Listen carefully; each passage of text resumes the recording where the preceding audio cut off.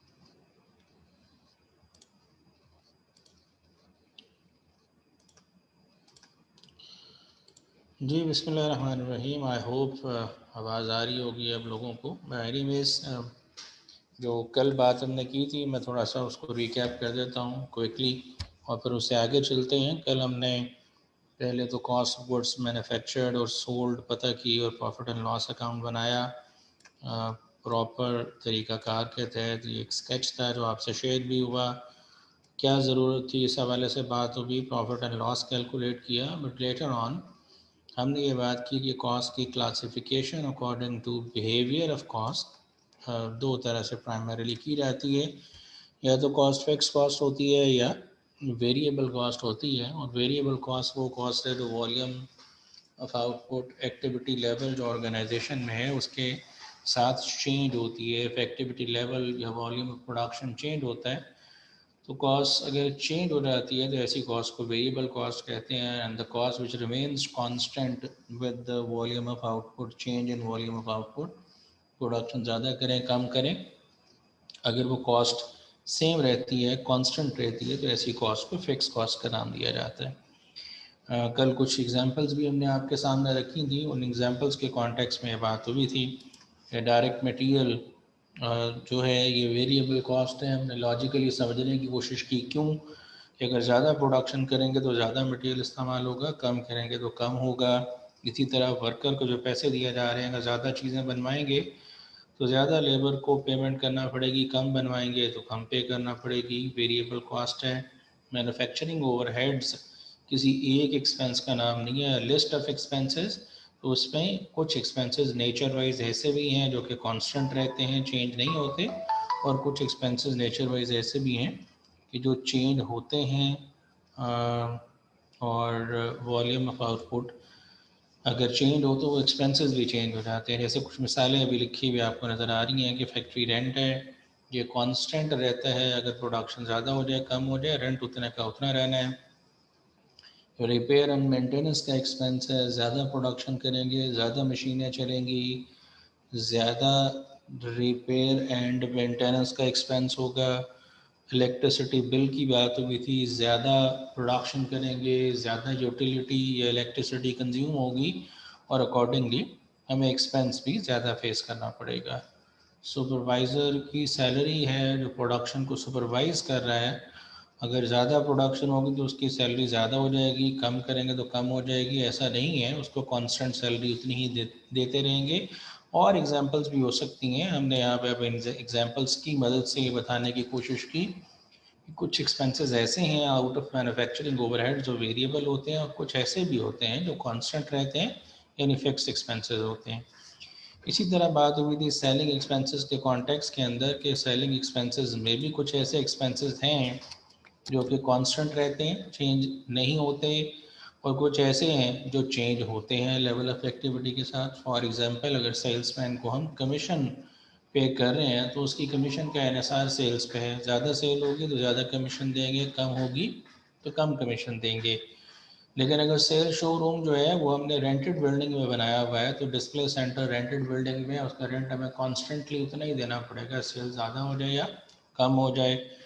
अगर सेल्समैन को हमने सैलरी बेसिस पे हायर किया हुआ है कि कस्टमर किसी भी वजह से अगर नहीं आ रहे तो वो कॉन्स्टेंटली हमसे वो सैलरी विड्रॉ करता रहेगा। एडवर्टीज़मेंट जैसे बिल बोर्ड्स लगते हैं, न्यूज़पेपर या टेलीविज़न जो मीडिया है इसके अंदर कमर्शियल्स चलते हैं, ऐड चलते हैं, उनके लिए हमें पैसे पे करने पड़ते हैं for the space acquired in the newspaper, for the space occupied on the bill boards, उसका रेंट होता है। और इसी तरीके से हम पे करते हैं एक्सपेंसेस जो हम एडवर्टीज़मेंट चलाते हैं ऑन द टीवी चैनल्स। तो अगर वो एडवर्टीज़मेंट के लिए पैसे पे कर रहे हैं तो वो पैसे ज़्यादा या कम नहीं होते रहते, वो कांस्टेंट रहते हैं, चेंज नहीं होते, बिकॉज आपने मीन सेल ज़्यादा या कम होने से वो पैसे चेंज नहीं होते। ये कुछ मिसालें थी। इसी तरह एडमिनिस्ट्रेटिव एक्सपेंसेस की भी हमने कल बात की थी। वेल मैं दोबारा बोल देता हूँ कि एडमिनिस्ट्रेटिव एक्सपेंसेस में अगर हमने जो अकाउंटेंट हायर किया हुआ है उसका काम सेल्स को प्रमोट करना नहीं है, उसका काम मैन्युफैक्चरिंग में पार्ट लेना नहीं है, लेकिन वो पैसे हमसे ले रहा है, एडमिनिस्ट्रेशन का काम कर रहा है, अकाउंट्स के रिकॉर्ड मेंटेन कर रहा है, तो ज़्यादा प्रोडक्शन हो जाए, ज़्यादा सेल हो जाए, सैलरी ज़्यादा हो जाती है अकाउंटेंट की, ऐसा नहीं है। कॉन्स्टेंटली उतने ही पैसे मिल रहे हैं तो कॉन्स्टेंटली अगर उतने ही पैसे मिल रहे हैं तो इसका मतलब क्या है कि वो कांस्टेंट रहेगी, कॉस्ट चेंज नहीं होगी, और अगर चेंज नहीं होगी तो फिक्स कॉस्ट कहलाएगी। ऑन द अदर साइड अगर हम बात करें जो हमारे एडमिनिस्ट्रेशन ऑफिस है वहाँ पे भी यूटिलिटीज़ का एक्सपेंस होता है। बिजली अगर समर टाइम की बात करें तो शायद ज़्यादा इस्तेमाल होती है तो ज़्यादा बिजली का बिल पे करना पड़ता है, अगर विंटर टाइम की बात करें तो शायद कम बिल पे करना पड़ता है। तो इसका मतलब एडमिनिस्ट्रेटिव एक्सपेंसेस के अंदर भी कुछ फिक्स्ड एक्सपेंसेस हैं और कुछ वेरिएबल एक्सपेंसेस हैं। ये जो बिहेवियर ऑफ कॉस्ट है इसके हवाले से कल कुछ स्लाइड्स भी आपसे शेयर हुई थी, तो वहीं से हम थोड़ा सा इसको लिंक करते हैं और बात को मज़ीद अंडरस्टैंड करते हैं।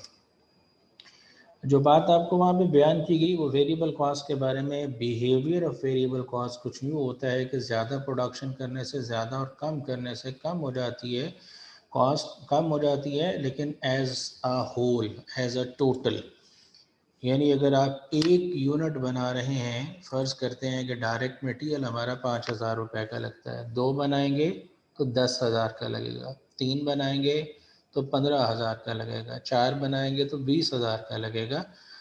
लेकिन जैसे जैसे प्रोडक्शन वॉल्यूम बढ़ता जा रहा है वैसे वैसे टोटल मटेरियल कॉस्ट तो बढ़ती जा रही है, लेकिन अगर हम पर यूनिट कॉस्ट की बात करें तो वो कांस्टेंट है। मसलन अगर एक यूनिट बनाते हैं तो 5,000 का मटेरियल लगता है, टोटल मटेरियल कॉस्ट 5,000 है और एक यूनिट के लिए भी 5,000 है। अगर 2 बनाते हैं तो 10,000 रुपये का मटेरियल लगेगा, टोटल 10,000 है लेकिन 2 यूनिट्स की है। अगर पर यूनिट निकालेंगे तो फिर 5 का 5,000 निकलेगा 2 से डिवाइड करके। 3 यूनिट्स बनाते हैं तो टोटल कॉस्ट तो 15,000 है मटेरियल की, लेकिन 3 से डिवाइड करेंगे तो पर यूनिट कॉस्ट अगेन 5,000 है। सो वेरिएबल कॉस्ट के बिहेवियर के बारे में अगर आपने उन स्लाइड्स को या चैप्टर को गो थ्रू किया है तो यू विल सी कि वेरिएबल कॉस्ट का मतलब जो कॉस्ट कांस्टेंट वेरी करती है, लेकिन वेरी करती है as a whole, as a total. Total में चेंज आता है, वॉल्यूम ऑफ प्रोडक्शन ज़्यादा होने से ज़्यादा, कम होने से कम हो जाती है, बट वो पर यूनिट उतने की उतनी रहती है, उस पर यूनिट कॉस्ट के अंदर चेंज नहीं आता। But as far as fixed cost is concern, ये एज अ होल कांस्टेंट रहती है, एज अ टोटल कांस्टेंट रहती है, लेकिन पर यूनिट चेंज आ जाता है उसमें। कैसे कि हम बिल्डिंग का रेंट पे कर रहे हैं, 10,000 रुपये रेंट है हमारा, हम कुछ भी नहीं बना रहे तो भी रेंट देना पड़ रहा है हमें। हम एक यूनिट बनाते हैं तो रेंट देना पड़ता है 10,000, 2 बनाएंगे तो भी रेंट 10,000 ही रहना है, 3 बनाएंगे तो भी 10,000, 4 बनाएंगे तो भी 10,000। बट अगर हम पर यूनिट रेंट कॉस्ट की बात करेंगे तो एक यूनिट की जो रेंट कॉस्ट है, अगर एक यूनिट बना रहे थे तो वो 10,000 थी, लेकिन अगर 2 बना रहे थे तो 2 से डिवाइड करेंगे उस 10,000 को तो वो 5,000 हो जाएगी। 3 बना रहे थे तो 3 से डिवाइड करेंगे वो 3333.33 बन जाएगी। 4 बना रहे हैं तो 10,000 तो टोटल में रहेगी, लेकिन अगर यूनिट से डिवाइड करेंगे तो पर यूनिट जो है वो 2500 हो जाएगी। सो बिहेवियर ये हमें गाइड कर रहा है कि जो वेरिएबल कॉस्ट है वो एज अ होल वेरी करती है, जबकि fixed cost as a whole constant रहती है, सेम रहती है, वॉल्यूम के साथ चेंज नहीं होती। बट जो पर यूनिट बिहेवियर है इनका, वो वेरिएबल कॉस्ट का ये है कि वो पर यूनिट कांस्टेंट रहती है, लेकिन with the volume of output जो फिक्स्ड कॉस्ट है वो चेंज होती जाती है पर यूनिट। बिकॉज ज़्यादा प्रोडक्शन करेंगे तो इकोनॉमीज ऑफ स्केल हम कहते हैं गेन होगी, पर यूनिट कॉस्ट हमारी कम हो जाएगी। क्वेश्चन इज दिस कि फिक्स कॉस्ट कांस्टेंट रहती है का मतलब क्या है कि for ever fix cost constant रहती है? तो जवाब नहीं में है कि फिक्स कॉस्ट हमेशा कांस्टेंट नहीं रहती। लाइक जैसे अभी हम वो बिल्डिंग रेंट की बात कर रहे हैं, इस बात को अंडरस्टैंड करें कि हमने एक बिल्डिंग रेंट पे ली हुई है।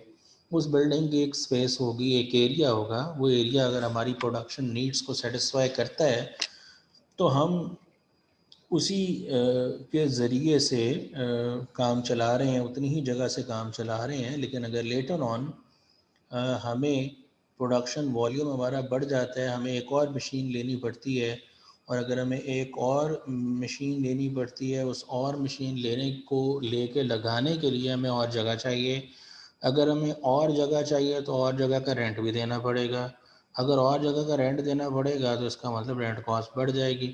तो इसका मतलब वो रेंट कॉस्ट कांस्टेंट रहती है, लेकिन एक रेंज के अंदर। उसे हम रेलेवेंट रेंज का नाम देते हैं कि फिक्स cost will remain constant but with in a relevant range. मैं आपके सामने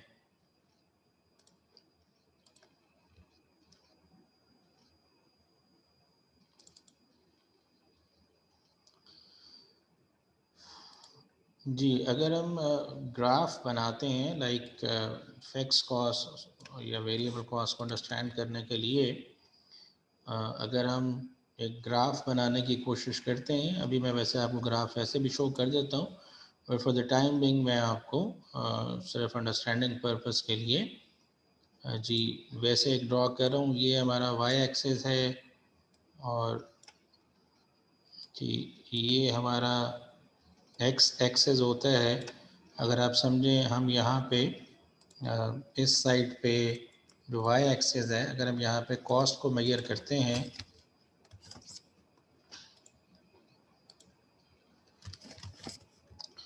और जो एक्स एक्सिस है यहाँ पे नंबर ऑफ यूनिट्स प्रोडक्शन को मेजर करते हैं, तो अगर हम वेरिएबल कॉस्ट का कर्व ड्रॉ करें, तो वेरिएबल कॉस्ट का मतलब वो कॉस्ट जो ज़्यादा प्रोडक्शन करने से ज़्यादा और कम करने से कम हो जाती है, तो वो कर्व कुछ इस तरह से जाएगा।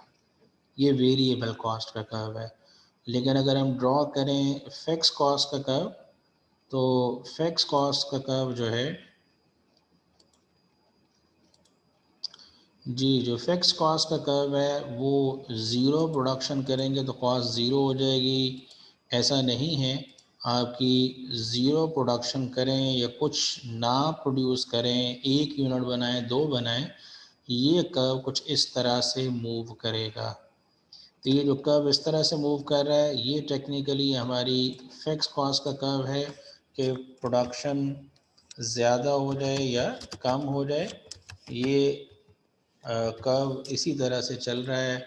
ये हमारा वेरिएबल कॉस्ट का कर्व है कि ज़्यादा प्रोडक्शन होगी, जैसे जैसे आप राइट साइड पर मूव करते जाएंगे, नंबर ऑफ़ यूनिट्स बढ़ते जाएंगे तो कॉस्ट भी बढ़ती जाएगी। लेकिन फिक्स कॉस्ट का बिहेवियर ये है कि वो वॉल्यूम ज़्यादा या कम होने से उसमें चेंज नहीं आता। मैं आपके सामने एक और ग्राफ बना रहा हूँ, उसको अंडरस्टैंड करते हैं। इनफैक्ट अगर हम ये कह रहे हैं कि कॉस्ट कांस्टेंट रहती है, तो क्या इसका मतलब ये है कि कॉस्ट फॉर एवर कॉन्स्टेंट रहती है? फिक्स कॉस्ट की मैं बात बता रहा हूँ। फिक्स कॉस्ट कांस्टेंट रहती ज़रूर है, लेकिन एक रेलेवेंट रेंज के अंदर ये बात की जा रही है।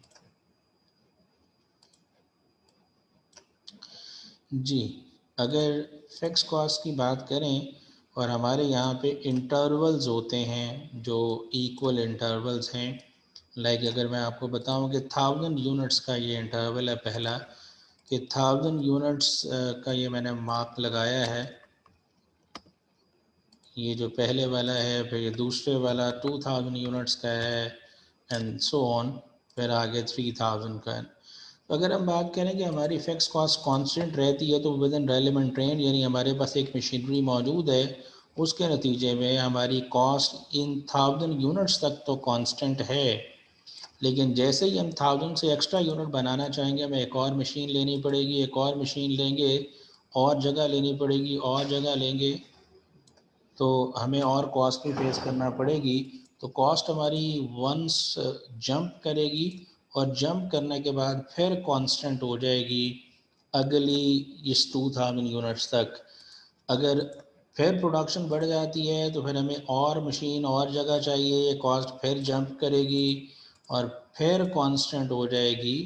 ये जो बात अभी आपके सामने शो की जा रही है, ये बात हमें हाईलाइट कर रही है कि हमारी जो कॉस्ट है वो कांस्टेंट रहती है, लेकिन इन रेंजेस के दरमियान, यानी 0 से 1000, 1000 से 2000, 2000 से 3000, तो ये जिन रेंजेस के दरमियान कांस्टेंट रह रही है इसे हम रेलेवेंट रेंज कहते हैं। तो जब जनरली हम बात करते हैं कि फिक्स कॉस्ट कांस्टेंट रहती है, एज अ होल चेंज नहीं होती, तो इसको हम लिमिट करते हैं कि ये चेंज होती है, लेकिन after the relevant range has expired, relevant range के अंदर वो कांस्टेंट रहती है।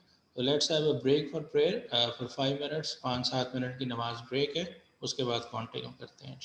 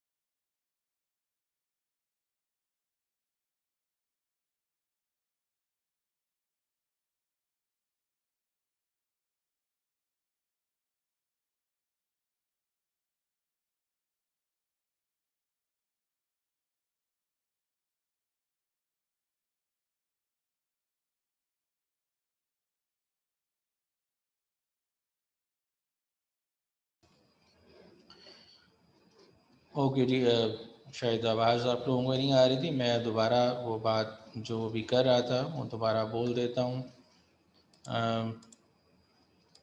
ये कुछ जी जी, तो जो बात कह रहा था वो ये था कि फिक्स कॉस्ट कांस्टेंट रहती है, but with in relevant range constant रहती है। रेलेवेंट रेंज ये है, यानी इस 0 से 1000 तक ये कांस्टेंट रहेगी, फिर 1001 से 2000 तक ये कांस्टेंट रहेगी, फिर जंप करेगी और फिर कांस्टेंट हो जाएगी।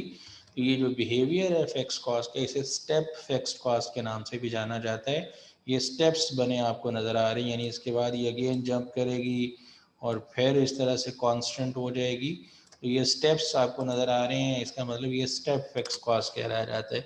इस और वेरिएबल कॉस्ट में फंडामेंटल डिफरेंस आपको नज़र आ रहा है कि वेरिएबल कॉस्ट हर एक्स्ट्रा यूनिट के साथ चेंज हो रही है, लेकिन अगर हम बात करें स्टेप फिक्स कॉस्ट की, तो वो कांस्टेंट रहती है, लेकिन with in relevant range constant रहती है। बियॉन्ड दैट रेंज उसमें चेंज आता है। चेंज आने का मतलब कि हर रेंज के बाद हर एक्स्ट्रा यूनिट के साथ वो बढ़ना शुरू हो जाएगी, तो जवाब नहीं है, एट वंस वो जंप करेगी और फिर कांस्टेंट हो जाएगी।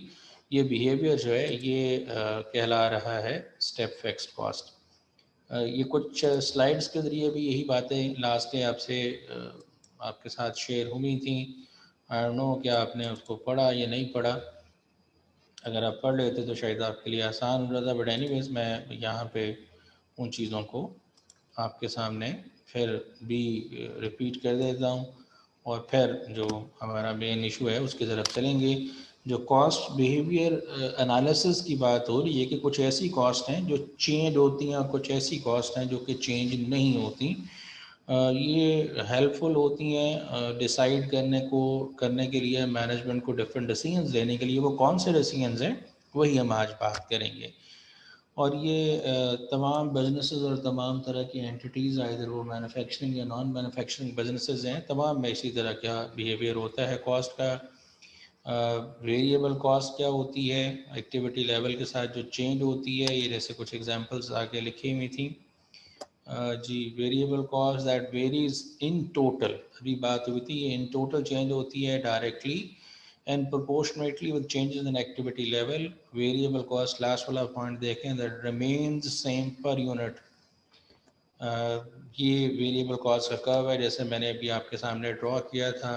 टैबलेट कंप्यूटर्स प्रोड्यूस्ड बॉटम पे लिखा हुआ है वाई एक्स एक्सेस पे, और वाई एक्सेस पे कॉस्ट लिखा हुआ है, और ये कर्व ड्रॉ किया गया है कि अगर ज़ीरो प्रोडक्शन करेंगे तो कॉस्ट भी ज़ीरो होगी, 1 यूनिट 2 यूनिट 3 यूनिट बनाते जाएंगे तो कॉस्ट अपवर्ड मूव करती जाएगी।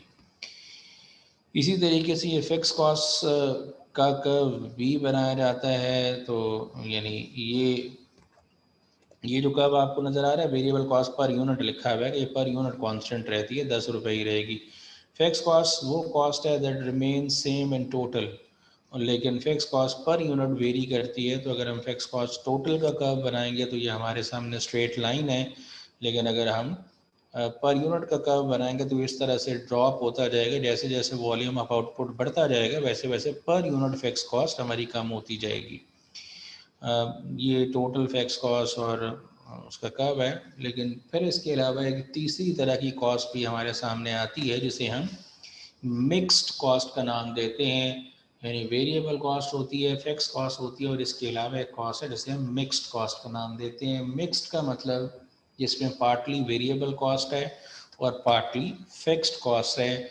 इसे सेमी वेरिएबल कॉस्ट भी कहते हैं, इसे सेमी फिक्स्ड कॉस्ट भी कहते हैं, इसे मिक्स्ड कॉस्ट भी कहते हैं।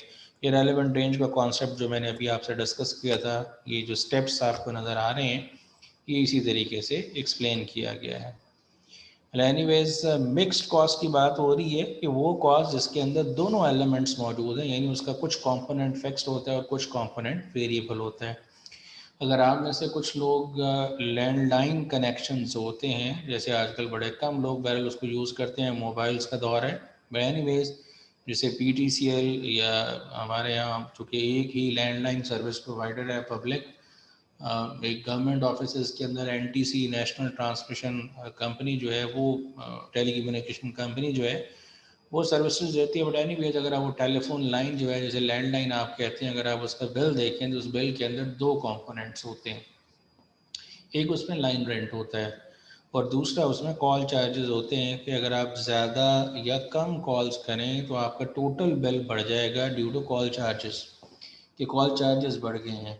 लेकिन अगर आप बात करें विद रिस्पेक्ट टू वो लाइन रेंट, तो वो चाहे आपका फ़ोन डेड ही क्यों ना पड़ा हो ड्यू टू एनी रीज़न, आपको कोई कॉल रिसीव ना करें या कोई कॉल थ्रू ना करें, तो इवन देन आपको मंथ एंड पे लाइन रेंट पे करना पड़ेगा। ये इसी तरह से पोस्ट पेड कनेक्शन जैसे होते हैं डिफरेंट सेलुलर कंपनीज के, उसके अंदर भी इसी तरह की चीज़ है कि एक फ़िक्स चार्ज है जिसे हम लाइन रेंट कहते हैं, और दूसरा चार्ज उसके अंदर कॉल चार्जेस का है। जितनी ज़्यादा कॉल्स करेंगे उतना ही ज़्यादा उस बिल के अंदर भी इफ़ेक्ट आता जाएगा, बिल उसी हिसाब से चेंज होता जाएगा। तो ये जो कॉस्ट है ये चेंज होती है, इसका जो वेरिएबल कंपोनेंट है वो वॉल्यूम ऑफ आउटपुट के साथ चेंज होता है, और जो फिक्स वाला कंपोनेंट है वो वॉल्यूम पे डिपेंडेंट नहीं है। आप इसको और मिसालें लेना चाहें तो जैसे हमारे यहाँ समटाइम्स सेल्स कमीशन, जैसे अभी बात हुई थी सेल्समैन की कमीशन, अगर आपने सेल्समैन कमीशन पे हायर किया हुआ है तो ज़्यादा सेल करेगा तो ज़्यादा कमीशन देनी पड़ेगी, कम करेगा तो कम देनी पड़ेगी। लेकिन अगर आपने सैलरी पे हायर किया हुआ है तो वो ज़्यादा सेल करे या कम करे आपको उतनी ही फिक्स्ड कमीशन देना पड़ेगी।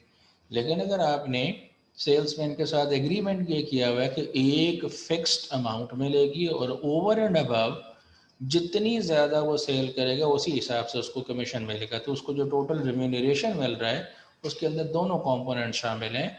ऐसी कॉस्ट जिसके अंदर दोनों कंपोनेंट शामिल हों, नहीं नाम टाइटल एक्सपेंस टाइटल एक ही है लेकिन उसके अंदर जो नेचर है, सब ने जो कंपोनेंट्स है उसके उसके अंदर एक फिक्स्ड कंपोनेंट है और एक वेरिएबल कंपोनेंट है। ऐसी कॉस्ट को मिक्स्ड कॉस्ट भी कहते हैं, सेमी वेरिएबल कॉस्ट भी कहते हैं, सेमी फिक्स कॉस्ट के नाम से भी जानते हैं। ऐसी सूरत हाल के अंदर हमें इस कॉस्ट को डिफ्रेंशिएट करना पड़ता है। अब जैसे ये एक मिसाल आपके सामने लिखी हुई है, आपको इसमें से ट्रेस करना है प्राइमरीली कौन सी कॉस्ट आपकी फिक्स कॉस्ट है और कौन सी वेरिएबल कॉस्ट है। वॉल्यूम ऑफ आउटपुट लिखा हुआ है 10,000 यूनिट्स और 20,000 यूनिट। डायरेक्ट मटेरियल देखें ज़रा, वो डेफिनेशन याद कर लें। वेरिएबल कॉस्ट वो होती है जो एज अ होल टोटल में तो चेंज होती है लेकिन पर यूनिट चेंज नहीं आता। तो देखिए डायरेक्ट मटेरियल 20,000 का लग रहा है, 20,000 यूनिट बनाएंगे तो 40,000 का लग रहा है। इसका मतलब ज़्यादा प्रोडक्शन किया तो ज़्यादा हो गया है, लेकिन इस चीज़ के अंदर अगर आप अंडरस्टैंड करें तो पर यूनिट कितनी है कॉस्ट आपकी। 20,000 डिवाइडेड बाय 10 करेंगे तो 2, 40,000 डिवाइडेड बाय 10 20 करेंगे तो 2। तो ये प्योरली वेरिएबल कॉस्ट है। अब आप मेंटेनेंस कॉस्ट को देखें, मेंटेनेंस कॉस्ट 10,000 यूनिट बना रहे हैं तो 8,000 है, 20,000 यूनिट बना रहे हैं तो 10,000 है। आपने बताना है अगर तो ये वो प्रोपोर्शनेटली उतनी ही चेंज हो रही है, यानी 10,000 से 20,000 यूनिट्स पे गए हैं तो मटेरियल 20 से 40 पे, यानी यूनिट्स डबल हुए हैं तो कॉस्ट भी डबल हो गई है। अगर तो ऐसा चल रहा है तो इसका मतलब ये आपकी प्योर वेरिएबल कॉस्ट है। लेकिन अगर इस तरह नहीं, प्रोपोर्शनेटली कुछ हिस्सा उसका वेरी कर रहा है तो ऐसी सूरत हाल में आप उसको, अगर चेंज आ ही नहीं रहा तो फिक्स कॉस्ट है। जैसे लास्ट वाली है 6,000 कॉस्ट थी रेंट की, फिर 6,000 कॉस्ट है तो ये फिक्स कॉस्ट है। जैसे डेप्रीसिएशन है 4,000 कॉस्ट थी और फिर 4,000 कॉस्ट है तो फिक्स कॉस्ट है। लेकिन अगर आप डायरेक्ट मटेरियल और डायरेक्ट लेबर को देखें तो 20,000 से 40, 17 से 34, डबल प्रोडक्शन डबल कॉस्ट, जिसका मतलब ये प्योर वेरिएबल कॉस्ट है। लेकिन अगर आप इसी तरह इनडायरेक्ट मटेरियल भी है 1 से 2,000 रुपये चला गया। लेकिन अगर आप यहाँ पे यूटिलिटीज़ को देखें और इसके अलावा मेंटेनेंस को देखें तो ये प्रोडक्शन के डबल होने से कॉस्ट डबल नहीं हो रही, चेंज आ ज़रूर रहा है लेकिन कुछ पार्ट उसका चेंज हो रहा है। इसका मतलब ये ऐसे एक्सपेंसेस हैं जिसके अंदर कुछ पार्ट फिक्स्ड है। जैसे बिजली के बिल की बात हो रही है या टेलीफोन चार्जेस की बात हो रही है, उसमें एक कंपोनेंट फिक्स होगा। आप कुछ ना भी करें तो भी आपको कुछ ना कुछ तो बिजली का बिल भरना पड़ेगा। प्रोडक्शन कम से कम ही क्यों ना हो रही हो, ज़ीरो भी क्यों ना हो रही हो, दफ्तर में लोग आके बैठेंगे, फैक्ट्री में वर्कर्स आएंगे, due to any reason material shortage था, प्रोडक्शन नहीं कर सके, लेकिन बिजली तो इस्तेमाल फिर भी हो रही है, लोग बैठे हुए हैं। मेंटेनेंस की बात कर रहे हैं, आप प्रोडक्शन नहीं भी करेंगे, जैसे घर खाली भी पड़ा हो तो अगर आप उसको मेंटेनेंस नहीं करवाएंगे उसकी, वो ख़राब से ख़राब होता जाएगा।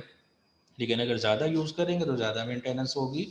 तो ये जो दोनों कॉस्ट हैं, मेंटेनेंस कॉस्ट और यहाँ पे जैसे यूटिलिटीज़ लिखा हुआ है, इनकी अमाउंट हमें ये गाइड कर रही है, नेचर गाइड कर रही है कि ये हमारी मिक्स्ड कॉस्ट हैं। ये सारी बातें यहाँ पे भी एक्सप्लेन की जा रही हैं। डायरेक्ट मटेरियल, डायरेक्ट लेबर और इनडायरेक्ट मटेरियल, ये तीनों उस डेफिनेशन पे पूरा उतर रहे हैं कि कॉस्ट प्रोपोर्शनेटली चेंज हो रही है।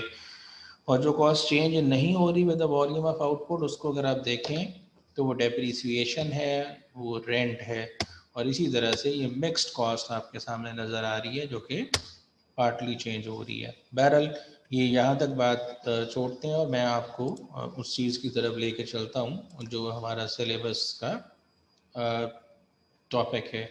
जी यहाँ पे कुछ लोगों ने सवाल किए हुए हैं। ये आप लोगों की हरकतों की वजह से इनफैक्ट वो सारा काम मैनेजमेंट ने बंद किया है, हैंड रेस का ऑप्शन। आप सवाल लिख लें, मैं देख लूँगा और उसका जवाब दे दूँगा, बट ये कोई मुनासिब तरीक़ाकार नहीं है।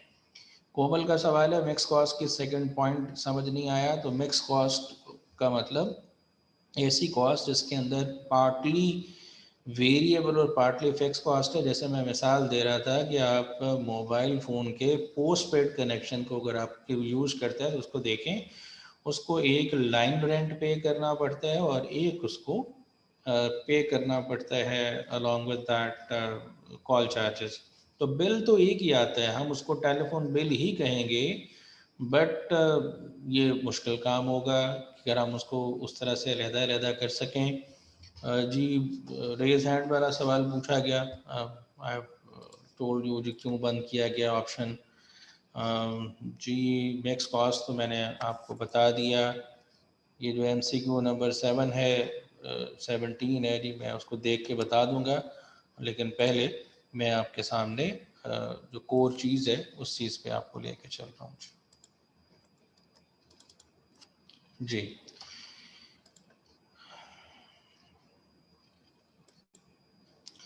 जी अब यही बात हमने कल की थी, मैंने वो यहाँ पे लिख दी है कि अगर हम डायरेक्ट लेबर की बात करें, सॉरी डायरेक्ट मटेरियल की बात करें, तो डायरेक्ट मटेरियल हमारा जी वेरिएबल कॉस्ट है, प्योरली ज़्यादा प्रोडक्शन करने से ज़्यादा और कम करने से कम हो जाती है। डायरेक्ट लेबर की बात करेंगे तो वो वेरिएबल कॉस्ट है प्योरली, लेकिन मैन्युफैक्चरिंग ओवरहेड कोई एक एक्सपेंस का नाम नहीं है, लिस्ट ऑफ एक्सपेंसेस।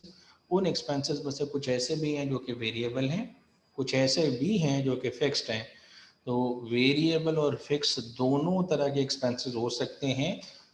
इसी तरह सेलिंग एक्सपेंसेस में से भी कुछ ऐसे हैं जो वेरिएबल इन नेचर हैं और कुछ ऐसे भी हैं जो फिक्स्ड इन नेचर हैं। एडमिनिस्ट्रेटिव एक्सपेंसेस के अंदर से भी कुछ वेरिएबल इन नेचर हैं और फिक्स्ड इन नेचर हैं।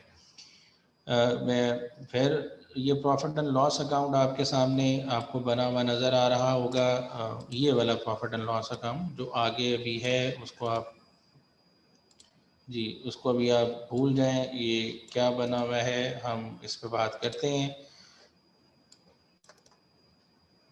चल जी ज़रा ये गौर करिएगा कि सेल्स में से आप cost of good sold minus करते हैं और कॉस्ट ऑफ गुड सोल्ड कैसे कैलकुलेट होती है ये कल हमने बात कर ली थी।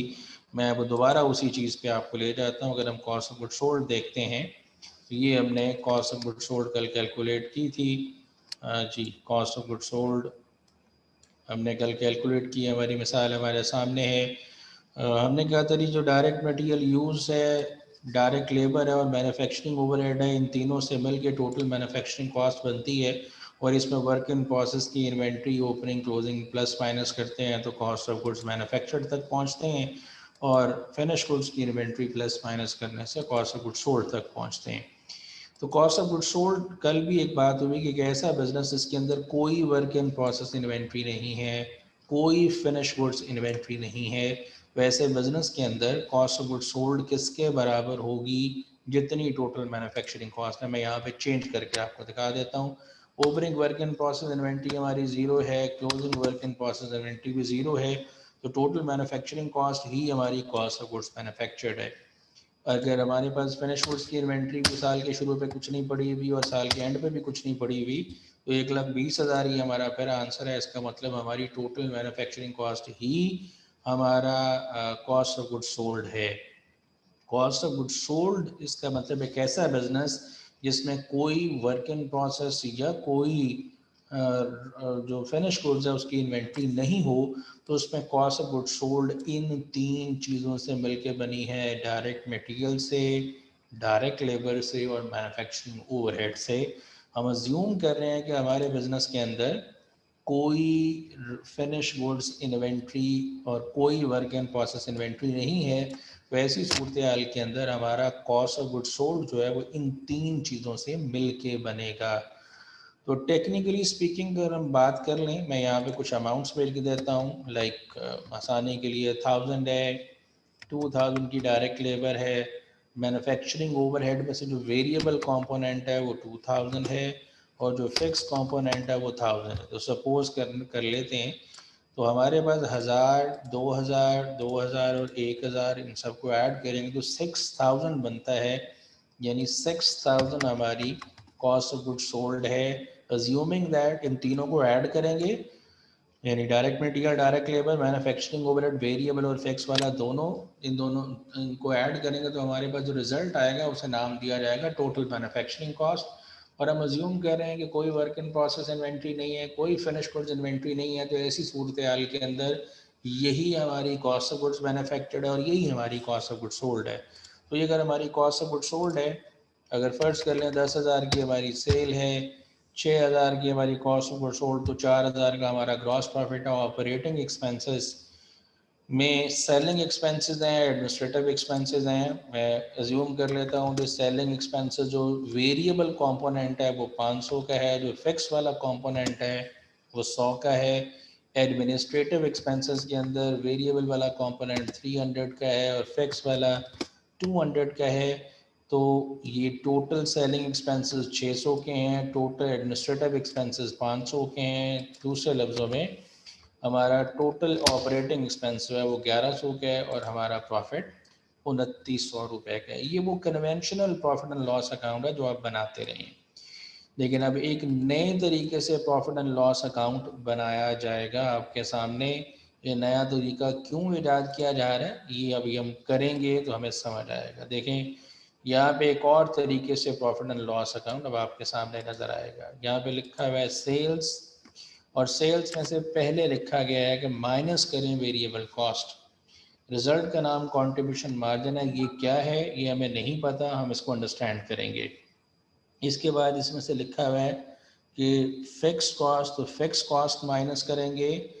फिक्स कॉस्ट माइनस करने के बाद जो रिजल्ट आएगा उसे ऑपरेटिंग प्रॉफिट कहेंगे। ठीक है, लेकिन ये कैसे होगा, यही यही वाला सारा डेटा जो अभी हम बात कर रहे थे हम उसी को लेके चलेंगे।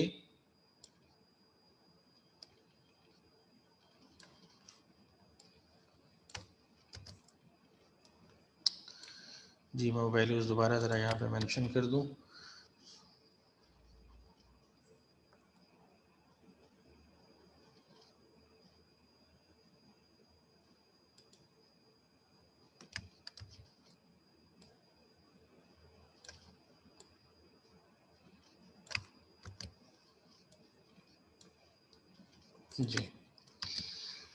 जी फ़र्क सिर्फ ये है कि यहाँ पे आप जो कॉस्ट ऑफ गुड्स सोल्ड लिख रहे हैं 6000, इसके अंदर क्या कुछ शामिल है। मैं ज़रा उसको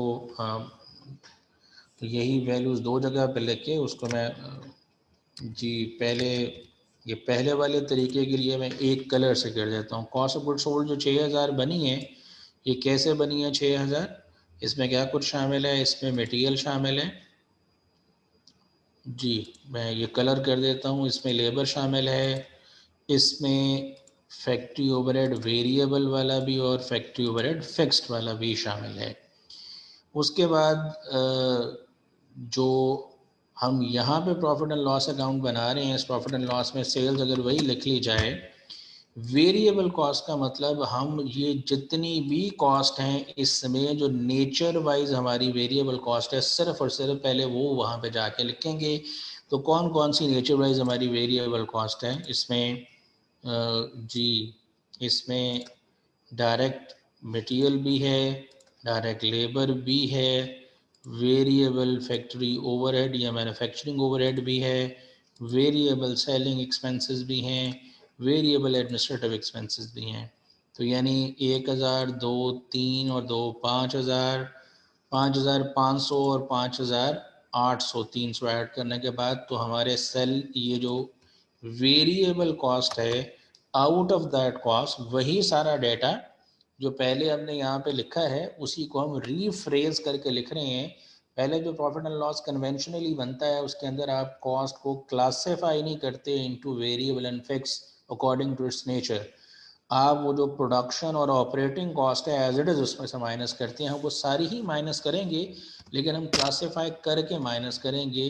5800 है जैसे मैंने ये कैलकुलेट किया, ये जो रेड कलर से है, और ये जो हमारी बाकी कॉस्ट है ये फिक्स्ड वाली 1000 है, 100 है और 200 है, तो यानी 1300 की हमारी फिक्स कॉस्ट है। अगर हम ये 1300 की फिक्स कॉस्ट यहाँ पे माइनस करें तो हमारा प्रॉफिट सेम निकल रहा है। यानी चाहे हम जो कन्वेंशनल तरीकाकार है उससे प्रॉफिट एंड लॉस अकाउंट बनाएं, चाहे जो अभी हमने ये तरीकाकार डेवलप किया इससे प्रॉफिट एंड लॉस अकाउंट बनाएं, प्रॉफिट तो वही निकल रहा है। फ़र्क क्या है दोनों मेथड्स के अंदर कि पहला जो मेथड था, जो तरीकाकार आप यूजुअली फॉलो करते थे, उसके अंदर जो कॉस्ट ऑफ गुड सोल्ड या ऑपरेटिंग एक्सपेंसेस माइनस किए जा रहे हैं वो nature classification of cost according to nature करके माइनस करें, यानी मैन्युफैक्चरिंग कॉस्ट है या नॉन मैन्युफैक्चरिंग कॉस्ट है। जबकि ये दूसरा प्रॉफिट एंड लॉस जो है ये बन रहा है classification of cost according to its behaviour. इस 5800 के अंदर मैन्युफैक्चरिंग भी कुछ कॉस्ट है, कुछ नॉन मैन्युफैक्चरिंग भी है। रेड वाली material, labour, fixed variable manufacturing overhead ये मैन्युफैक्चरिंग है। ये 500 और 300 ये नॉन मैन्युफैक्चरिंग है, लेकिन ये नेचर वाइज वेरिएबल है, तो हम यहाँ पे जो कॉस्ट माइनस कर रहे हैं वो via classifying it into variable and fix component. यानी हम कॉस्ट की जो क्लासिफिकेशन इस प्रॉफिट एंड लॉस में कर रहे हैं वो according to nature of cost नहीं बल्कि according to behaviour of cost है। तो हम वही वाली सारी कॉस्ट ये पहले वाले प्रॉफिट एंड लॉस अकाउंट में, यानी ये सारे एक्सपेंसेस हम सेल से माइनस करते हैं तो प्रॉफिट निकलता है, दूसरे वाले में भी यही सारे एक्सपेंसेस माइनस करते हैं लेकिन हम लिखने का तरीकाकार डिफरेंट ऑफ करते हैं। तो ये तरीकाकार क्यों डेवलप हुआ अब हमने ये समझना है, और दूसरी बात हमने ये समझनी है कि what is meant by this contribution margin. वो ग्रॉस प्रॉफिट वाला टर्म तो आप पहले भी सुनते रहे हैं। अब मैं ये चीज़ पहले तो ये समझाया है कि दोनों तरीक़ों से बनाएंगे रिज़ल्ट सेम होगा। मैं यहाँ पे अब अपनी एक मिसाल लेता हूँ और उस मिसाल के साथ मैं फिर आगे चलूँगा ताकि आपको चीज़ें मज़ीद क्लैरिटी में आ सकें अकॉर्डिंगली। मैं ये कुछ 2-4 प्रॉफिट एंड लॉस अकाउंट की वैल्यूज़ यहाँ पे पुट करता हूँ ताकि आपको कंपैरिजन भी हो सके। जी फ़र्ज़ कर लेते हैं जी, मैं फ़र्ज़ करता हूँ कि हम जी कुछ, अभी ये मैं रेस कर रहा हूँ सारा जी। चलें मैं यहाँ से शुरू करता हूँ। मैं फ़र्ज़ करता हूँ जी हमारे इदारे के अंदर सिर्फ एक यूनिट बनाया जा रहा है, सिर्फ वन यूनिट ओनली, ठीक है। एक यूनिट अगर हम बना के बेचते हैं तो हमारी जो सेल प्राइस है, एक चीज़ जो हम बना के बेच रहे हैं उसकी सेल प्राइस मैं अज्यूम कर रहा हूँ 1000 रुपीज़ है, वन यूनिट। जो भी हम लाइक एक चेयर बना रहे हैं वो 1000 रुपये की बिकती है, और उसको बनाने में जो हमारी वेरिएबल कॉस्ट लगती है वो 600 रुपये की है। रिज़ल्ट जो जिसका नाम कंट्रीब्यूशन मार्जिन है, ये नाम क्या है यही समझना हमने, ये 400 रुपये हमें नज़र आ रहा है। फिक्स्ड कॉस्ट मैं फ़र्ज़ कर रहा हूँ कि 10,000 रुपये की हमारी कॉस्ट है, 10,000 रुपये की हमारी कॉस्ट है, तो हमारा प्रॉफिट नहीं बल्कि लॉस निकल रहा है 9600। अगर हम एक की बजाय 2 यूनिट बनाएं तो क्या होगा? अगर हम 2 यूनिट बनाएंगे तो हमारी सेल जो होगी वो 1000 एक यूनिट की सेल प्राइस थी, 2 के बदले में फिर हमें इसका मतलब 2000 मिलेगा। वेरिएबल कॉस्ट कौन सी कॉस्ट थी? जो कि वॉल्यूम ऑफ आउटपुट के साथ चेंज होती है, ज़्यादा प्रोडक्शन करेंगे तो ज़्यादा हो जाएगी। 600 रुपये एक यूनिट की कॉस्ट थी, अगर 2 बनाएंगे तो कॉस्ट 600 नहीं बल्कि 1200 हो जाएगी। ये रिजल्ट जो निकला ये 800 है, इसका नाम कंट्रीब्यूशन मार्जिन है, यही हमने समझना है। फिक्स कॉस्ट अगेन 10 की 10,000 ही रहेगी, बिकॉज फिक्स कॉस्ट कौन सी होती है? जो यूनिट्स या volume of output production level change होने के साथ चेंज नहीं होती, कांस्टेंट रहती है।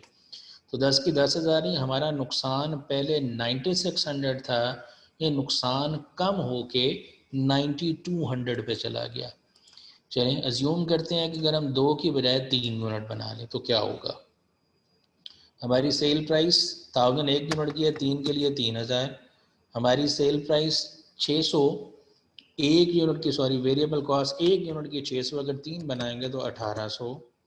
और हमारी फिक्स कॉस्ट अगेन 10 की 10,000 कांस्टेंट रहेगी, तो हमारा लॉस फिर कम हो गया। अगर आप गौर करें तो हमारा लॉस 9600 से 92 से 88 पे गया। चलें एक और ज्यूम कर लेते हैं, हम कुछ नहीं बना रहे, 0 यूनिट्स बना रहे हैं, तो हमारी सेल 0 की होगी।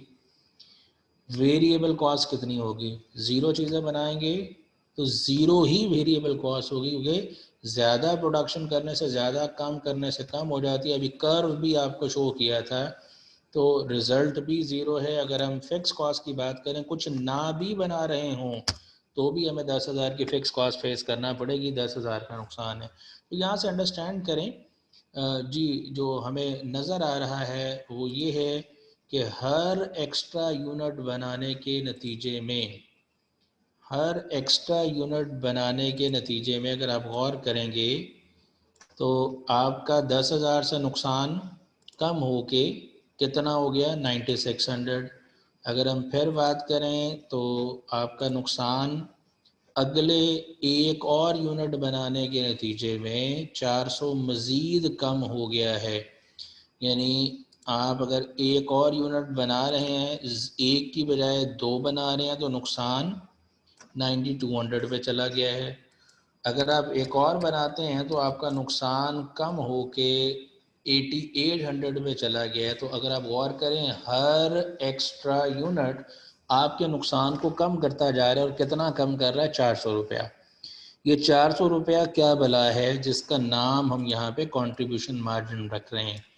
तो कंट्रीब्यूशन मार्जिन का मतलब यानी मैं चले अगर इस बात को कुछ यूँ भी कहूँ पहले, कि ये जान हमारी नुकसान से नहीं छूटनी जब तक हमारी ये फिक्स कॉस्ट हम एब्जॉर्ब नहीं कर लेते, कवर नहीं कर लेते। यानी 10,000 की फिक्स कॉस्ट थी, कुछ नहीं बनाया तो नुकसान 10,000 का।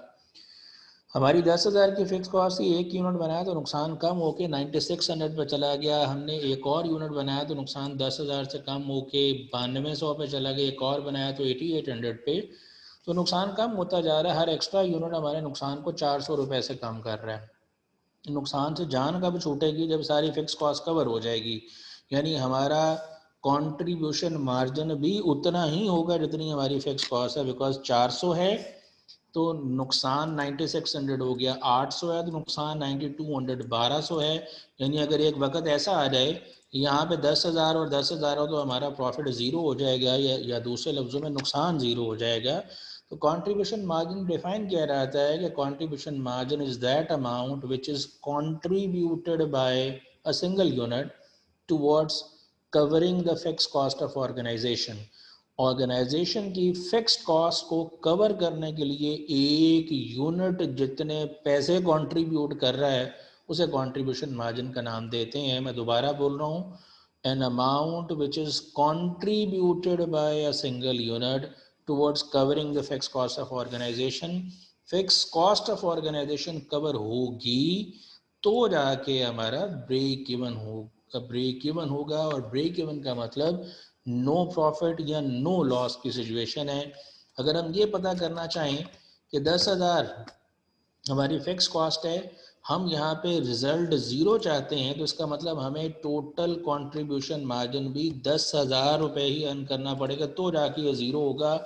तो वो पॉइंट, यानी वो कितने यूनिट्स यहाँ पे बेचे जाएं कि हमारा प्रॉफिट ज़ीरो या लॉस ज़ीरो हो जाए, उस पॉइंट को ब्रेक इवन पॉइंट का नाम देते हैं। कोई मुश्किल काम नहीं है। लॉजिकली अगर समझें, एक यूनिट हमें कितने कंट्रीब्यूट करके दे रहा है, 400। अगर 2 यूनिट देखेंगे तो 800, लेकिन पर यूनिट कितना कंट्रीब्यूट किया जा रहा है, 400। बिकॉज 800 को 2 यूनिट से डिवाइड करेंगे। 1200 कंट्रीब्यूशन मार्जिन है, कितने यूनिट्स ये दे रहे हैं, 3। डिवाइड करेंगे तो रिजल्ट फिर 400। तो 400 रुपया ही वो अमाउंट है जो हर यूनिट कंट्रीब्यूट कर रहा है towards covering the fix cost of organisation. अगर हमसे ये सवाल पूछा जाए कि हमें कितनी चीज़ें बेचनी चाहिए कि हमारा जो 10,000 की फ़िक्स कॉस्ट है वो कवर हो जाए, तो इसका मतलब हमें 10,000 की फ़िक्स कॉस्ट कवर करने के लिए टोटल कितना कंट्रीब्यूशन मार्जिन जनरेट करना पड़ेगा इक्वल टू फिक्स कॉस्ट। तो फिक्स कॉस्ट कितनी है हमारी 10,000। एक यूनिट हमें कितना कंट्रीब्यूट करता है 400। अगर हम इस 10,000 को 400 से डिवाइड करें, अगर हम 10,000 को 400 से डिवाइड करें, 400 क्या है एक यूनिट का कंट्रीब्यूशन मार्जिन, और 10,000 क्या है हमारा वो टोटल कंट्रीब्यूशन मार्जिन जो हम चाह रहे हैं नो प्रॉफिट नो लॉस पे पहुंचने के लिए। तो डिवाइड कर लें आप भी कैलकुलेटर पे, आपको पता चलेगा कि ये 25 यूनिट्स बनता है। मैंने कैलकुलेट किया। हम अगर यहाँ पे लिखना चाहें तो 25 यूनिट अगर बना के बेचा जाए, इसको साबित कर सकते हैं। 25 यूनिट अगर बना के बेचें, एक यूनिट की सेल प्राइस 1000 है, तो 25 से मल्टीप्लाई करेंगे तो 25,000 हो जाएगा। एक यूनिट की वेरिएबल कॉस्ट 600 रुपया है, मल्टीप्लाई करें 25 से तो जवाब 15,000 आएगा। और अगर 25 में से 15 माइनस करेंगे तो 10,000, 10 में से 10,000 फिक्स कॉस्ट माइनस करेंगे तो रिजल्ट आपके सामने प्रॉफिट ज़ीरो हो जाएगा। इसे आगे चलने से पहले ज़रा यहाँ पे एक और चीज़ अंडरस्टैंड करते हैं। लेट्स सपोज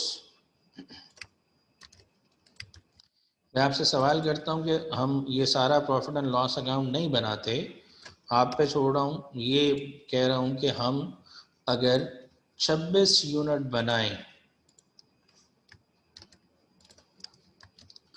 अगर हम 25 की बजाय 26 यूनिट बनाएं तो प्रॉफिट होगा या लॉस होगा? सोच के जवाब देना आपने। जहन में सोच लें, और अभी माइक तो ऊपर नहीं हो सकते। 26 यूनिट बना, 25 पे ब्रेक इवन हो गया, 25 पे नो प्रॉफिट नो लॉस की सिचुएशन पे पहुंच गए, 25 पे यूनिट्स पे आपकी फिक्स कॉस्ट कवर हो गई। अब हर एक्स्ट्रा यूनिट आपके प्रॉफिट के अंदर कंट्रीब्यूट करना शुरू कर देगा। और कितना कंट्रीब्यूट करेगा? जितना कंट्रीब्यूशन मार्जिन है। ज़रा साबित कर लेते हैं। अगर 26 यूनिट्स बेचेंगे तो 26,000 सेल होगी। 26 यूनिट बेचेंगे, 600 की वेरिएबल कॉस्ट है, पर यूनिट मल्टीप्लाई करेंगे तो 15,600 आएगा। 10,400 कंट्रीब्यूशन मार्जिन है, 10,000 की फिक्स कॉस्ट है, और रिजल्ट प्रॉफिट हो गया अब आपका 400 रुपया। तो अब अगर कंट्रीब्यूशन मार्जिन की डेफिनेशन समझें तो contribution margin is that amount which is contributed by a single unit to cover the fix cost of organisation. Firstly, number one, पहला काम उसका ऑर्गेनाइजेशन की फिक्स कॉस्ट को कवर करना है। Once the fix cost is covered, then वही amount profit की तरफ कंट्रीब्यूट होना शुरू हो जाएगी। तो contribution margin is that amount which is contributed by a single unit towards cover the fixed cost of organization firstly and then towards profit। वही amount profit की तरफ कंट्रीब्यूट होना शुरू हो जाएगी। 27 यूनिट बनाए, प्रॉफिट एंड लॉस पूरा ना भी बनाए तो हम 1 मिनट में आंसर कर सकते हैं कि 27 यूनिट बना के 25 यूनिट में ब्रेक इवन हो गया, कोई प्रॉफिट नहीं, कोई लॉस नहीं। कितने यूनिट 25 से एक्स्ट्रा बना रहे हैं? 2। हर यूनिट कितना कंट्रीब्यूट करेगा? 400 रुपये। तो आपका प्रॉफिट 800 रुपये का होगा। पूरा प्रॉफिट एंड लॉस अकाउंट बना भी लें तो इस बात को साबित कर सकते हैं। ये जो अभी मैंने ये 25 यूनिट आपके सामने निकाला, इसको निकालने का एक तरीकाकार क्या किया मैंने कि जितना रिक्वायर्ड कंट्रीब्यूशन मार्जिन है, अगर आप नो प्रॉफिट नो लॉस चाहते हैं तो आपका रिक्वायर्ड कंट्रीब्यूशन मार्जिन बराबर है आपकी फिक्स कॉस्ट के। जितना टोटल रिक्वायर्ड कंट्रीब्यूशन मार्जिन है उसको डिवाइड कर दिया हमने एक यूनिट के कंट्रीब्यूशन मार्जिन से, तो हमारा ब्रेक इवन पॉइंट निकला है। अब ये फॉर्मूला आपके सामने आ रहा है। ब्रेक इवन पॉइंट कैलकुलेट किया जा सकता है यूनिट्स में। तरीकाकार क्या है? फिक्स कॉस्ट को डिवाइड करेंगे आप, C N stand for contribution margin, ये चीफ मिनिस्टर के लिए नहीं है।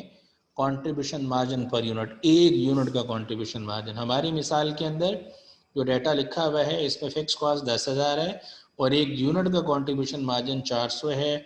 अगर आप यहाँ पे लिख के भी सॉल्व करना चाहें तो you can do it.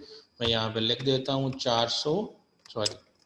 10,000 divided by अगर 400 किया जाए तो जवाब 25 आ रहा है, यानी 25 यूनिट्स बेचेंगे तो ब्रेक इवन होगा।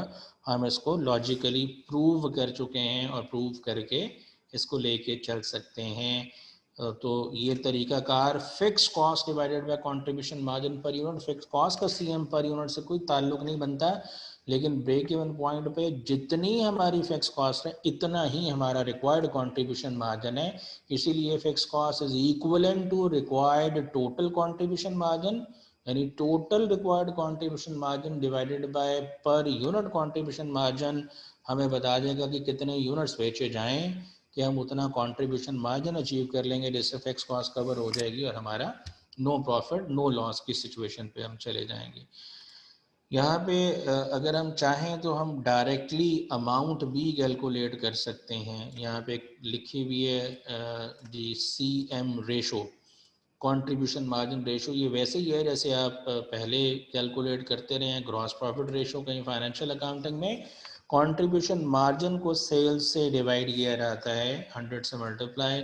तो कंट्रीब्यूशन मार्जिन आप किसी भी लेवल पे पकड़ लें, ये ज़रूरी नहीं है 1 यूनिट पे पकड़ें, 2 पे पकड़ें, 3 पे, परसेंटेज वही रहेगी।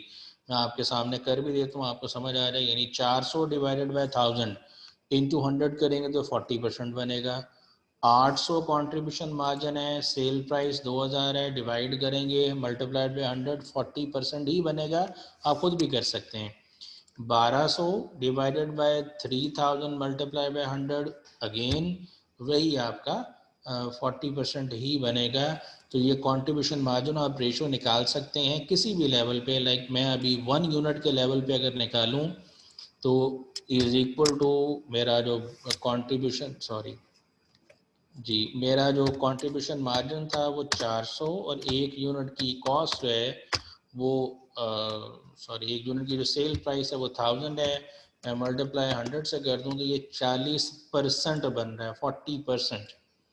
सो मैं यहाँ पे चीज़ें दोबारा अरेज करता हूँ आपकी अंडरस्टैंडिंग के लिए और कुछ लिखता हूँ, इस बात को समझिएगा कि अगर जी मैं यहाँ पे परसेंटेज लिखता हूँ, मुझे ये पता चला कि ये मेरा जो है ये 40% है कंट्रीब्यूशन मार्जिन। ठीक है जी,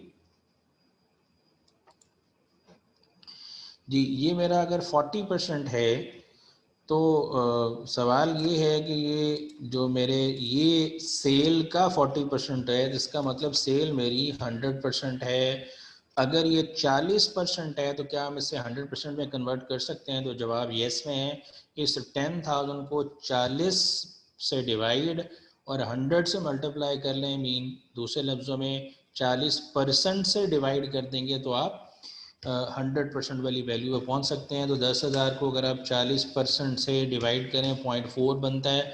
अगर आप रिज़ल्ट निकालेंगे तो वो 25,000 बनेगा। 25,000 अगर ये है, इन दोनों का डिफरेंस अगर हमें नहीं बताएगा तो हम खुद भी निकाल सकते हैं। ये 15,000 है और अगर 10,000 का कंट्रीब्यूशन मार्जिन 10 की फिक्स कॉस्ट है तो ये हमारा ब्रेक इवन पॉइंट निकल आया कि 25,000 रुपयों की सेल की जाएगी तो ब्रेक इवन हो जाएगा। Break even point number of units में भी कैलकुलेट कर सकते हैं, डायरेक्टली इन अमाउंट भी कैलकुलेट कर सकते हैं। तरीकाकार क्या है? वही फिक्स कॉस्ट जैसे अभी मैंने कहा कि 10,000 की है, इसको डिवाइड किया मैंने 40% से, वो 40% कहाँ से आया? CM ratio. तो मैं यहाँ पे लिख के आपके सामने कर देता हूँ। फिक्स कॉस्ट है हमारी 10,000 डिवाइडेड बाय 0.40 मैं लिख रहा हूँ, जो कि 40% का मतलब 40/100, तो वो 0.40 बन जाएगा। डिवाइड किया तो ये 25,000 रुपयों की डॉलर की अमाउंट में ये सेल निकली है कि 25,000 की सेल करेंगे तो हमारा ब्रेक इवन अचीव हो जाएगा। ये ब्रेक इवन पॉइंट कैलकुलेशन के हवाले से डिस्कशन है। मैं ये जो मटेरियल है जो मैंने ये सॉल्व किया, ये सब कुछ आपके साथ शेयर भी करता हूँ। और अभी कुछ आपको जो लास्ट डे मैंने आई थिंक मैंने ग्रुप के अंदर आपको भेजा हुआ है कुछ CVP एनालिसिस से related questions. I don't know कि आपने वो देखे हैं या नहीं देखे। अगर नहीं भी देखे तो आप लोगों का पहला काम ये है किताब के अंदर से जो चैप्टर नंबर 5 है CVP एनालिसिस का, उसके प्रैक्टिस क्वेश्चंस आप करेंगे। मैंने आपके सामने एग्जाम्पल रख के किया, आप वहाँ से पढ़ेंगे और करेंगे, और करने के बाद कल हम उन सवालों को वन बाय वन डिस्कस करेंगे। मैं ये तरीकाकार आपके सामने आ गया, तो आई विल आस्क यू कि मैं ये नंबर 1 वाला क्वेश्चन पढ़ता हूँ, या आपको कहूँ कि आपका किसी का सवाल है तो आप वो सवाल कर सकते हैं। अगर आपने सॉल्व किए हैं तो आपको खुद से सॉल्व करने हैं। मैंने एक एग्जांपल के ज़रिए सॉल्व किया। मैं अभी किताब शेयर करके भी यहाँ पे एक दो सवाल आपके सामने पढ़ भी देता हूँ। Let me take your questions first.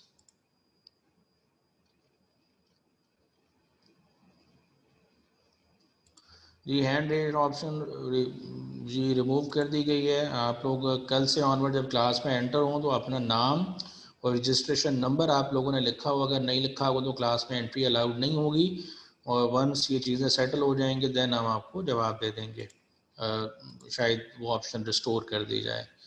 जी ये जो MCQs वगैरह है मैं देख के बताता हूँ जी। हैंड आउट का सेकंड पॉइंट एलेबोरेट कर दें। हैंड आउट कौन सा वाला कोमल आप बताएं, किस हैंड आउट की बात हो रही है जी। और हैंड रेज का ऑप्शन, ये इन सवालों के मैंने क्या जवाब देने हैं। How to distinguish between period and FOH cost नहीं है question gentleman Usama Rashid. Question ये हो सकता है कि पीरियड और प्रोडक्ट कॉस्ट क्या होती है। ये भी मैंने डिस्कशन नहीं की, but I will discuss it tomorrow. Period cost का मतलब एक पर्टिकुलर पीरियड के लिए जो कॉस्ट लग रही है जिसका प्रोडक्ट से रिलेशनशिप नहीं है, जो प्रोडक्शन कॉस्ट नहीं है, उसको हम पीरियड कॉस्ट के नाम से जानते हैं। जैसे सेलिंग एक्सपेंसेस हैं, एडमिनिस्ट्रेटिव एक्सपेंसेस हैं, ऑपरेटिंग एक्सपेंसेस जिन्हें कहते हैं, ये एक पीरियड का profit and loss account calculate करने के लिए रेवेन्यू यानी ग्रॉस प्रॉफिट में से माइनस कर दिए जाते हैं। ये पर यूनिट कॉस्ट का हिस्सा नहीं होते, पर प्रोडक्ट कॉस्ट का हिस्सा नहीं होते। जो cost per product cost, per unit cost का हिस्सा नहीं होती, उसे हम पीरियड कॉस्ट कहते हैं। और जो आपने कहा बाकी डिटेल में पीरियड प्रोडक्ट कॉस्ट क्या है, ये इस पे कल भी डिस्कशन हमारी होगी जी। जी जी कोई तंजील रहमान साहब ने कहा कराची में नमाज के टाइम में मैंने कल बताया था कि आप लोग अपनी ब्रेक 5 मिनट के लिए क्विकली करके नमाज़ पढ़ लिया करें और ज्वाइन कर लिया करें जी। जी एक साहब लिखा जी किसी एक ने बदतमीज़ी की तो सज़ा सबको देंगे, आप लोगों को ख़ुद से इंसानों वाला बिहेवियर ऑप्ट करना है। मैं I am personally very much willing कि मैं सवाल लाइव लूँ और उनका लाइव जवाब दूँ। मैंने डे 1 से ये किया, मे बी और टीचर्स ऐसा ना करते हों, बट मेरी आदत है, मैं करता हूँ। तो आपको ये मैनेजमेंट से रिक्वेस्ट करनी है, मैनेजमेंट शायद आपकी रिक्वेस्ट को कंसिडर कर ले जी। ये ऑन रज़ा साहब ने कहा था जी। इफ़ वी सेल 25 यूनिट तो उन्होंने कहा जी we will be on break 1 point. ठीक हो गया जनाब, आपने जवाब दिया है। डेफिनेशन मैंने बता दिया हमजा इकबाल कि contribution margin is that amount which is contributed by a single unit towards covering the fix cost and then towards profit. जी जवाब दिया हुआ है कुछ लोगों ने कि 25 यूनिट पे ब्रेक इवन होगा, फाइन। अगर 26 यूनिट बेचेंगे तो प्रॉफिट होगा, इसका किसी ने जवाब दिया है, एंड सो ऑन जी। और फिर लास्ट में manufacturing cost is also called as product cost. ही मैन्युफैक्चरिंग कॉस्ट को ही प्रोडक्ट कॉस्ट कहते हैं। जेनेटोरियल कॉस्ट, अगर तो जेनेटोरियल कॉस्ट फैक्ट्री के अंदर इनकर हो रही है हमारा, तो जेनेटोरियल कॉस्ट फैक्ट्री ओवरहेड का पार्ट बनेगा। और अगर वो वॉल्यूम ऑफ आउटपुट के साथ चेंज नहीं हो रही तो उसका मतलब फिक्स कॉस्ट है, अदरवाइज अगर चेंज हो रही है तो वेरिएबल कॉस्ट है। ये नेचर पे डिपेंड कर, और यूजुअली वो वॉल्यूम ऑफ प्रोडक्शन से जेनरेटर जो होते हैं उनकी सैलरी का ताल्लुक नहीं होता जी। हैंड रेज की ऑप्शन अदनान जफ़र साहब हो जाएगी अगर ज़िंदगी रही तो जी। बुक से कोई क्वेश्चन करवा दें जी, मैं बुक खोल रहा हूँ और वहाँ से एक सवाल पढ़ देता हूँ जी, ठीक है।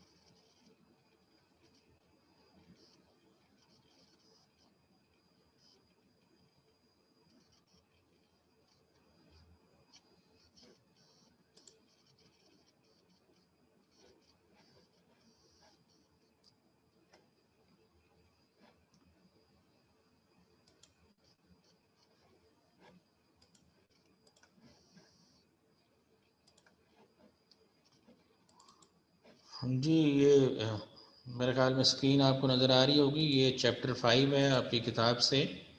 जी तो मैं उसमें से अब जो एक्सरसाइज वाले पेज पे जाऊंगा और वहाँ से इस चीज़ को एलैबोरेट कर दूंगा किसी एक आध सवाल से। बाकी आप खुद पढ़ेंगे और सवाल करेंगे तो इंशाल्लाह जो भी सारी डिस्कशन हुई इन डिटेल, उससे आसानी भी होगी और चीज़ें इंशाल्लाह समझ भी आएंगी।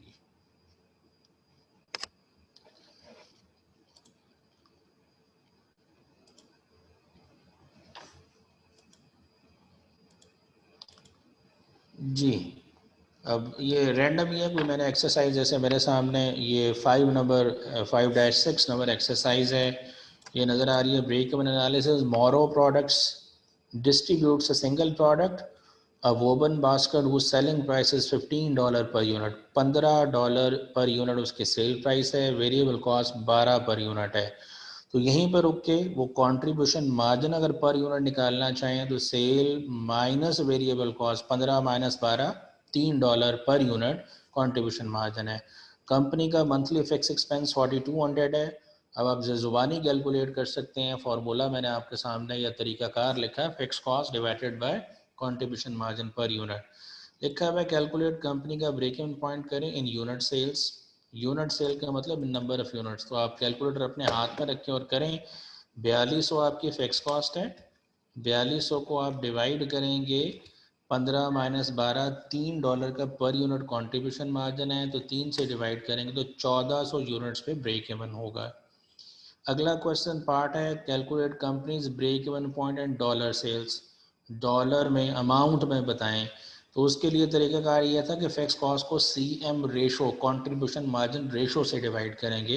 तो कंट्रीब्यूशन मार्जिन रेशो क्या है हमारी, कितना कंट्रीब्यूशन मार्जिन है हमारा पर यूनिट, वो ₹3 है। और रेशो निकालने के लिए contribution margin divided by sales, 3 divided by 15 multiplied by 100, ये 20% बनता है कंट्रीब्यूशन मार्जिन रेशो।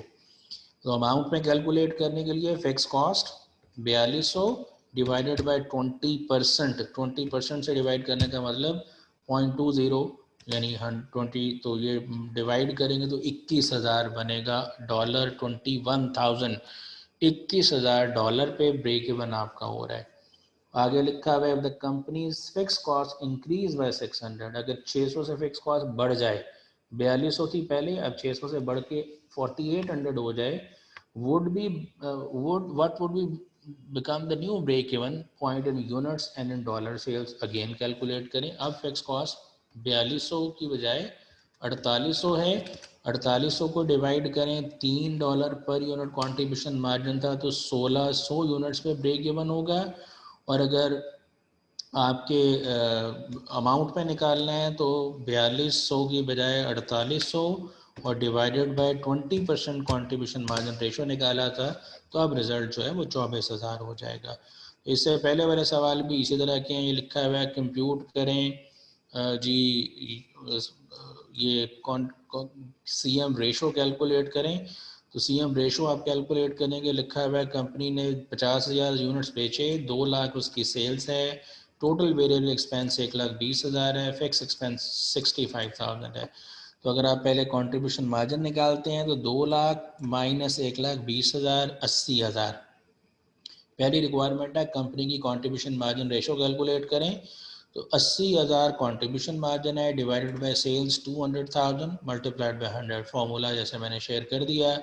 और कंपनी की प्रॉफिट एंड लॉस अकाउंट बनाना है। What is the estimated change in company's operating profit if it increase in total sales by 1000, $1,000 से cell बढ़ जाए तो क्या होगा, वो आपको कैलकुलेट करना पड़ेगा। प्रॉफिट एंड लॉस बनाएंगे, पहले सेल्स 2 लाख की है और 2 लाख में से 1,20,000 माइनस करेंगे तो जवाब आपके पास 80,000, 80 में से 65,000 माइनस करेंगे, फिक्स कॉस्ट ऑफ प्रॉफिट आ जाएगा जो कि 15,000 है जी। और अगर आप नई प्रॉफिट एंड लॉस बनाएंगे तो 1,000 रुपये आपकी सेल प्राइस पे बढ़ जाएगा, तो 2,01,000 हो जाएगा, 2,01,000। एंड देन आप उसमें वेरिएबल कॉस्ट की बात करेंगे तो वेरिएबल कॉस्ट भी चेंज होगी। तो यही बात पहले आपको समझाई थी शॉर्टकट, कि अगर आपकी सेल बढ़ जाए तो सारी की सारी जितनी सेल बढ़ी है प्रॉफिट में ऐड नहीं होना, उसमें से कंट्रीब्यूशन मार्जिन प्रॉफिट में ऐड होना। तो सीएम रेशो हमने कैलकुलेट की, 2 लाख हमारा सॉरी सेल प्राइस है और 1,20,000 हमारा वेरिएबल एक्सपेंस है। 80,000 को हमने डिवाइड किया था 2 लाख से, तो हमारा कंट्रीब्यूशन मार्जिन बना था। तो कंट्रीब्यूशन मार्जिन 40% है। इसका मतलब अगर 1,000 से हमारी सेल बढ़ जाएगी तो 1,000 का 40% हमारे प्रॉफिट के अंदर ऐड हो जाएगा। दूसरे लफ्ज़ों में 400 हमारा प्रॉफिट बढ़ जाएगा। पूरा प्रॉफिट एंड लॉस अकाउंट बना के भी ये कर सकते हैं और भी आप कर सकते हैं। अगर आपको कहीं में ग्राफ बनाने को कहा गया तो अभी आप ग्राफ नहीं बनाएंगे, अभी आप सिंपल क्वेश्चन कैलकुलेशंस की बुनियाद पे सॉल्व करेंगे। ये अगेन उसी तरह से सवाल है, effect of changes in activity on net operating income, sales बताइए, variable expense, contribution margin, fix cost, operating income. What would be the revised operating income per month if the sale volume increases by 100 unit? आप 100 पहले 10,000 unit है, अब 10,000 की बजाय 10,100 हो जाए तो प्रॉफिट एंड लॉस प्रिपेयर करें। अगर आपका जी what would the revise operating income per month if sale volume decrease by 100 unit, यानी 10,000 की बजाय आपका सेल वॉल्यूम 9,900 पे आ जाए तो प्रॉफिट एंड लॉस अकाउंट बनाएं। उसमें सेल्स में चेंज आएगा, वेरिएबल एक्सपेंस में चेंज आएगा, लेकिन फिक्स एक्सपेंस में कोई चेंज नहीं आएगा।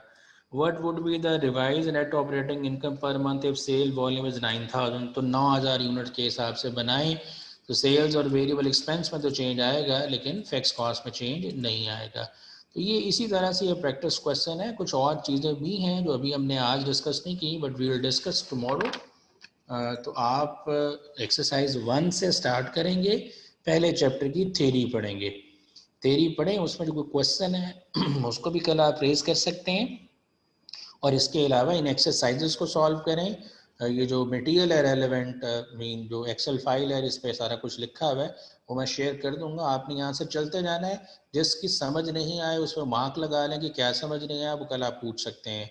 और एल्स वाइज आप करते रहें, जो होते जाएंगे, दैट्स ऑल। बाकी इंशाल्लाह फिर कल यहाँ से ऑनवर्ड हम कंटिन्यू करेंगे। जी